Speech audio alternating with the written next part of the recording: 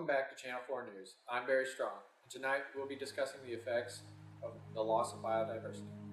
There are many great issues that are changing our planet. Loss of biodiversity is one of the most important problems that is not only disrupting the ecosystems, but also hurting our daily lives.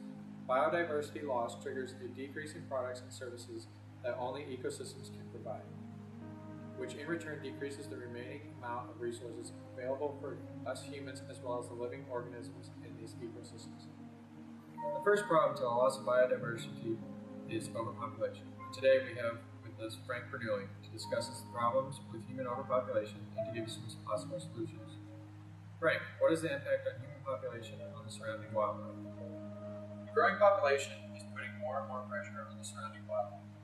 More people to feed, we're clearing out more and more land and plant crops to make sure we can grow the quantity of food needed.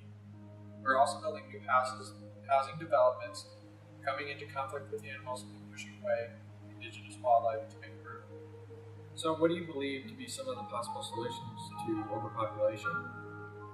Some solutions would be to implement laws to slow down the population growth. So governments can pass laws to increase funding for better education and better. They could control the amount of children a family can have, and to change taxes to decrease the want for bigger families. Right now, the current laws are very beneficial for larger families by giving them tax breaks for the larger the family is. We should change it to control the population. Another solution would be to bioengineer crops for quality over quantity. Are there any other solutions? Yes. Over the past 50 years or so, medicine has been sought to improve fertility rates.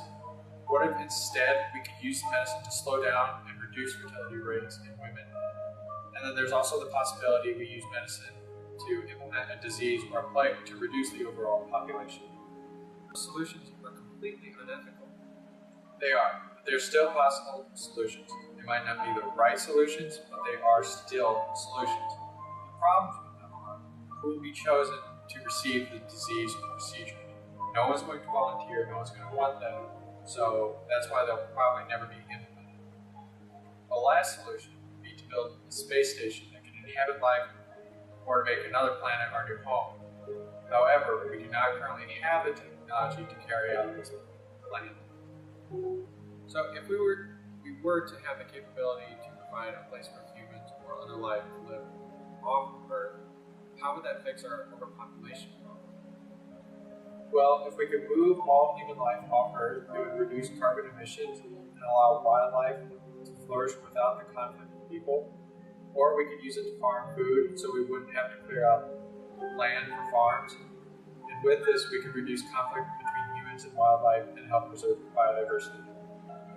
The first step to fixing overpopulation is to educate the public to make sure they're aware of the problem. Thank you for joining us today, Frank. Thank you for having me, Barry. Those are some of the ways we can fix our overpopulation problem. Deforestation is another issue that's playing a major role in the loss of biodiversity. With us today is Tim Burr, who will be talking in more detail regarding how deforestation affects biodiversity and what can be done to eventually resolve the great issue in today's society. Great to have you with us today. My pleasure. So without further ado, Mr. Tim Burr, would you care to give us a quick overview of the deforestation and how it affects us and the ecosystems? Absolutely. So as we all know, deforestation is the massive clearing of Earth's forests for various uses that damages the quality of the land and its inhabitants. Forests around the globe cover approximately 31% of the Earth's land area. Over the past few centuries, however, we humans have used wood obtained from these forests as a fuel and vital resource in building structures such as buildings, bridges, ships, etc. In the most recent decades, however, there has been a rise in deforestation as more and more forests around the world are being cleared for agricultural and ranching purposes, as well as profits for logging industries. Deforestation not only causes soil erosion and an increase in carbon dioxide released, but also damages the water cycle with pollution, all of which in return harms the animal species in their habitats and the ecosystems that reside in these forests. You mentioned that logging industries contribute to our current issue of deforestation. Could you go into more details about these logging industries and what they do that hurts our biodiversity problem? So theoretically, logging should be a constant source of profit as long as it is regulated properly. and the resources of trees are not completely depleted. Since forests act as a carbon sink in soaking up carbon dioxide, logging industries need to be especially careful when clearing forests. However, many logging industries are simply unsustainable in how they clear forests. Have the governments of these countries done anything to change how logging industries go about clearing forests? Well, for one, developed countries like the United States have already passed laws like the Wilderness Act and the Road List to patch up various facets of deforestation. Developing countries, however, often run into political and social strikes that cause them to focus on other issues over deforestation. From a global standpoint, there really is a lack of government intervention in slowing down the rate at which forests are being cleared. So with some of the background information on deforestation, what would you say are some of the potential solutions in slowing down deforestation or even ending it? If we're talking about logging industries, since they have the power to clear numerous acres of forest at a time, they definitely have the power to prevent overlogging and even illegal operations. Many companies and corporations working with these logging industries can also help prevent further deforestation while introducing more sustainable policies to increase revenue. Scientists, too, can research more sustainable and efficient technology to clear forests at a more productive rate while reducing the amount of damage dealt to the environment. Now, if we're talking about governments should begin at the local level and work there. Politicians need to use the most recent data collected by available technology from scientists on things like carbon emissions, level of soil erosion, and changes in biodiversity to develop better forest policies. And now we know a little bit more about deforestation. Another contributor to the loss of biodiversity that is not as well known is overhunting. And today with us we have Mr. Randy McPherson. Oh, well, thanks for bringing me on, y'all. So tell us exactly what this is and why we should care.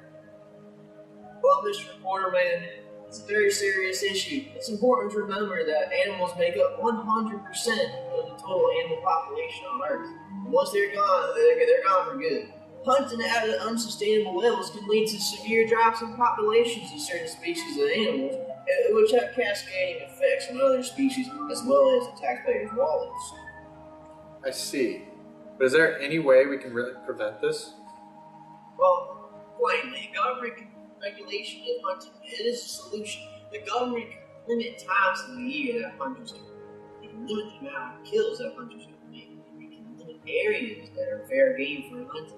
However, it's very important to be balanced in these regulations. If the government over-regulates, the people who still rely on hunting as a means of income or nourishment will suffer. Also, some animals have few or no natural predators and disrupt ecosystems if hunters are not allowed to control their population. But how could the government know how to regulate or even enforce these regulations? Hunting cameras can easily monitor and track populations and require little to no maintenance. More park rangers would have to be hired to enforce these rules. This is the downside of more regulations, and it's going to cost more money to the taxpayers. What if we just bred animals specifically for hunting and left the wild population alone? That's the craziest idea I've ever heard. The cost would be insane. The ethics would be questionable at best. So there you have it, the problems with overhunting. Also in the studio with us is Mr. Rod Johnson, Alaskan fisherman, to discuss the impact of overfishing. So Rod, what exactly is overfishing and why should we care about it?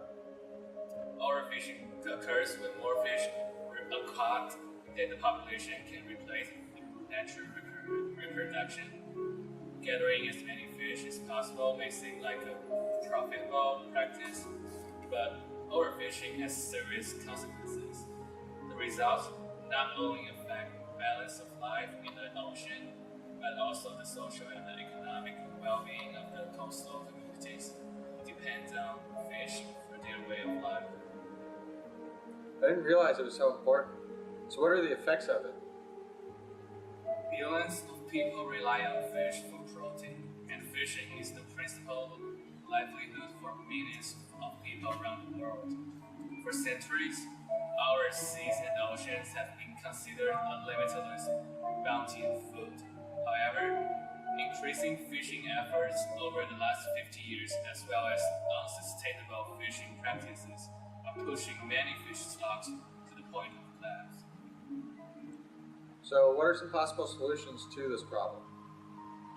Many fishers are aware of the need to safeguard fish populations and the marine environment. However, illegal fishing and other regulatory problems still exist. We need to work together with stakeholders to reform fisheries management globally, focusing on sustainable practices that conserve ecosystems, but also sustain livelihoods and ensure the food security. And there you have it, problems with overfishing. Another contributor to the loss of biodiversity is ocean acidification. With us today, we have Gilberto Cabral. Gilberto, can you tell us a little bit about the problems with ocean acidification? Just call me Gil. Well, in the past 200 years, the acidity of the ocean has increased by over 30%. Wow, that's quite the increase. Yeah. The reason this is quite the issue is because 70% of the planet is covered in the ocean, and this is a challenging thing to solve. Challenging. Can you elaborate a little more? One possible way to solve this issue would be to melt the polar ice caps. That sounds a little unethical. Yeah, even though the addition of water would raise the pH of the ocean, it would also destroy the habitat of certain animals. A more reasonable option would be to employ cleaner emissions. That sounds pretty easy. It is quite simple. The problem is that it would be really expensive. It would cost billions of your human dollars to replace and administer these new technologies. Or your landowners could just suck it up in water releases, or carbon. Well, I didn't think my lifestyle could be contributing to the loss of biodiversity that much. Yeah, most people don't. Well, I really need to get back in some water, so maybe I can talk more next time. Well, thanks for joining us. And there you have it, the main contributors to the loss of biodiversity and the possible solutions we can utilize to preserve the wildlife population. I'm Barry Strong. You stay classy, West Lafayette.